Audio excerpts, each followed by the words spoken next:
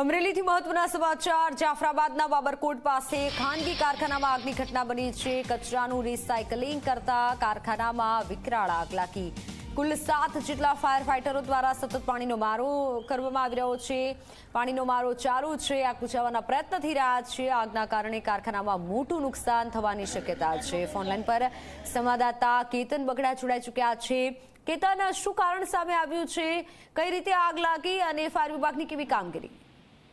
બિલકુલ મિત્તલ, જાફરાબાદના બાબરકોટ ગામ નજીક એક કચરાનું જે રિસાયકલિંગ કરે છે તે કારખાનામાં અચાનક જ કોઈ કારણોસર આગ લાગી છે, જેને લઈને જે આગ છે તે એણે વિકરાળ સ્વરૂપ ધારણ કર્યું છે।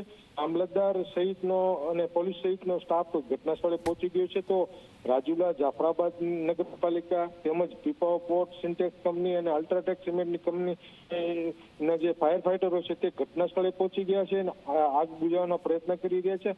હાલ આગ ઉપર જે ફાયર ફાઇટર છે તે સતત પાણીનો મારો ચલાવી રહ્યું છે। આ આગને કંટ્રોલ કરવાનો પ્રયાસ કરી રહ્યા છે। આ આગને લઈને કારખાનાને મોટું નુકસાન થવાની ભીતિ સેવાઈ રહી છે। જી મિત્ર, બિલકુલ, આભાર માહિતી બદલ કેતન।